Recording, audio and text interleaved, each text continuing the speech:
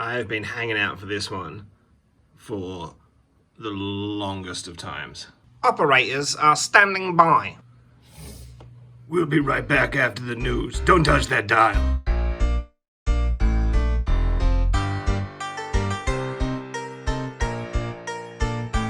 Holy smokes. Would you get a load of this guy? This is what I'm talking about. Oh man, honestly, this is one of those figures that almost doesn't display well with the other figures because the likeness is too uncanny. He really does look like he's just jumped off the screen, right? It's hard to believe that this figure transforms. There is only character model kibble on display. Very impressive. Do running run run run run! New York on the beat! I found a little bit it was the same thing with 86 Hot Rod. It's like looking at this, it's so hard to believe that the red figures are as average as they actually are, because this transforms and the articulation, the sculpt, the finish, everything is just impeccable. He really does have the mask of a male silverback gorilla wearing a form-fitting leather jacket. That's high praise. Like, this figure is an example of the Studio Series at its absolute finest. First things first, there's no way around it. The nipple cannons, they've always been weird, right? They are a strange design choice. Arguably even stranger is having them be ball jointed. It's cool in vehicle mode, woo! But in robot mode it does give him a little bit of the na na na na da da da da. His head's on a fairly decent ball joint and it's got like a sculpted collar piece, so he looks good from every angle. It doesn't have that my head's held on by a ball joint vibe that you often see. Shoulders bend up about that much, and in a particularly classy move, you've got this piece here with an 8L written on it. It's a B. B-R-B-L. Man, what do you reckon they labelled these pieces after the Kingdom Galvatron shoulder debacle of 2021? Shouldergate, Galvagate, Gatatron. Shut the gate! Look, his hands have got a left for his left hand and an R for his right hand. They're really taking that misassembly issue pretty seriously, it seems like. I don't think I've ever noticed these little assembly guides on a figure before. Has anyone else? Hit me up in the comments below if you've ever noticed this kind of prison tattoo nonsense. On Wreck-gar, I quite like it. It just gives so much more to the sculpt to have those cool little bitties there. Then anyway, they can spin all the way around, only slightly hindered by these handlebars. You get a bicep swivel, wrist bends to almost 90. The hand can bend back a little bit for some cool sword daggery action. That's part of transformation, but. And you get a twist from the wrist. Full waist swivel, and a piece of articulation which is always a crowd pleaser. Boom, ab rock. Do your crunches like this. Toolbox on his hip comes up, then you've got a universal joint that's kind of ratcheted a little bit. Nice soft ratchet from that hip. Thigh swivel. Knees go to not quite a 90, and then they go back the other way if you want him to look like he's had a skiing accident. Ah! And because of transformation, but you know, it never hurts to see, you get a little bit of back and forwards on that ankle, and then weirdly, it's this foot piece here that bends out. And again, you've got some sculpted deets, which isn't something they had to do, but it really does help the overall finish of the figure. This really does feel like the definitive Wreck-gar now. That's what we've been getting lately with the 86 figures. It's like, oh yeah, well, it's hard to imagine they'll ever top this iteration of this character. I assume that's why the next series is going to be Legacy, because they need to deep dive a little bit further, because they've been really nailing it lately. Now, as is the want of modern Transformers figures, they don't do like flaps to cover things, so the back of that wrist is hollow, the inside of his thighs is hollow, but other than that, it's pretty tidy. Like, even from the back, all of this business, it just looks great. I'm glad we've had the confirmation of getting Junk Heap. I think it's Junk Heap. Junkyard's Toxic Crusaders. I resisted the temptation to get 2 Wreck-gars for motorbike riding purposes, and instead I'll probably get 2 Junk Heaps if the opportunity affords itself to me. And the answer is... The quality control on this mother sucker is very impressive, with the exception of the left knee spike on mine. I don't know if you can see. It's crook. It's not quite facing it to, like, you know, a 90 with that leg. The other one is, you can still put the wheels on this one, so it's not the end of the world, but, you know, nobody's perfect. Let he who is out sin eat the first scone. That almost sounded more Richard Ayoade than Eric Idle. It's too real, Roy. What a ludicrous display. Hello, Jen. In terms of accessories, he has his 2 wheels, whoop, which can really quite easily come on and off. They've got this extra bit that goes into the recess there, so it's quite a clever way of getting them to stay on. He also, as you saw, has his little carnival pinwheel weapon, which can store neatly on his back. How thoughtful. Alright, let's go ahead and have a look at him alongside a few Wreck-gars of figures past. So, I don't have G1 Wreck-gar. That is something I do hope to add to my collection at one point. But what I do have is classics, or as I like to think of him, Frank Zappa Wreck-gar. I still maintain this is a cool figure. The flesh-coloured face does give me the heebie-jeebies, but it was a clever transformation, and what I loved about the classics line was the fact that they were trying to do updated versions of classic characters. Whereas, you know, now with Nozpop being such a big thing, we're going for super screen accurate and utmost faithfully depicted versions of characters, which I'm all about. You know, this guy can just be, I don't know, one of his mates who hangs out in the background. The only downside would be, though, when they're both in vehicle mode, Zappa's gonna come off looking like a Pee-wee pocket rocket. Woo! Next up, we have the abysmal, but thanks for trying, Power of the Primes Wreck-gar.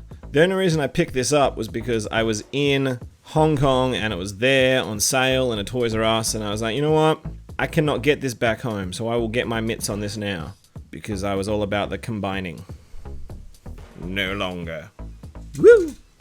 And then lastly, we have what up until now had been my very utmost favorite Wreck-gar, Transformers animated Wreck-gar. Man, what is not to love about this figure, right? Does it get more meta than the way he was depicted in animated, being voiced by Weird Al Yankovic, who, you know, did the whole Dare to Be Stupid thing in the movie? Ugh, layers upon layers of nerdy nonsense, and I'm all about it.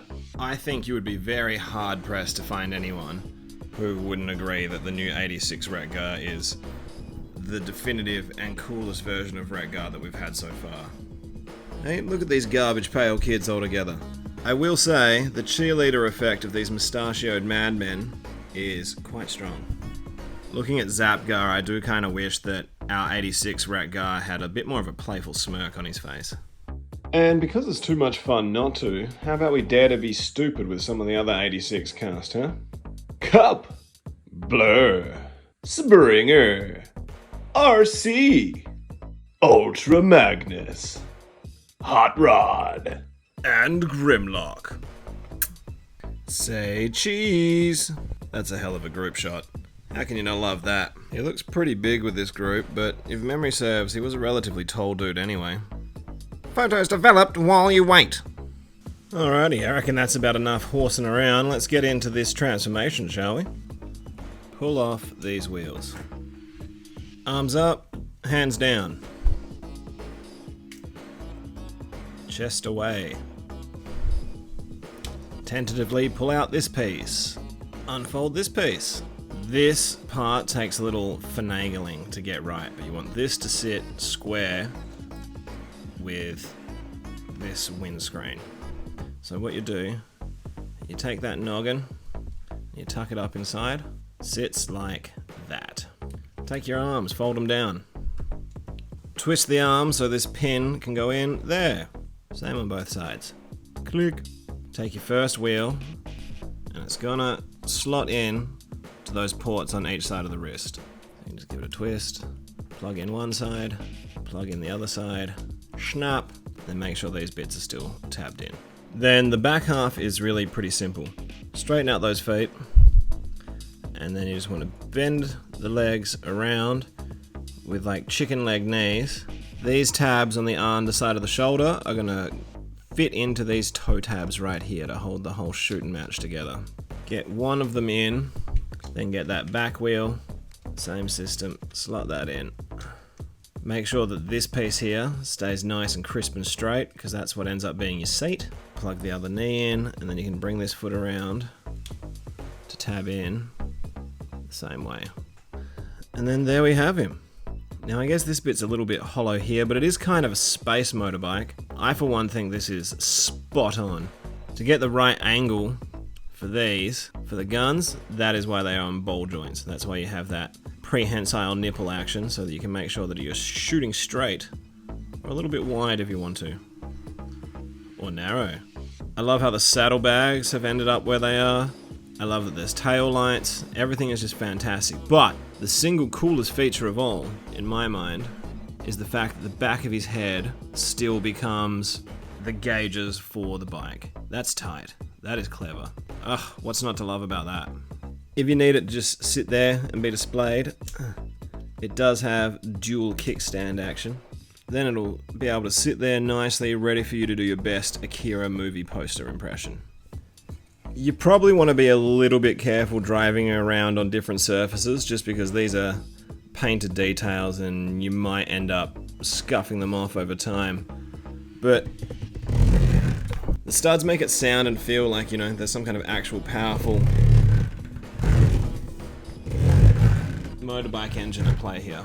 So with the vehicle mode being this size, you can actually go ahead and, if you had a second junkie on, get them to go for a ride and recreate that movie scene where Springer can knock him down, but it's getting him to stay down that's the trick.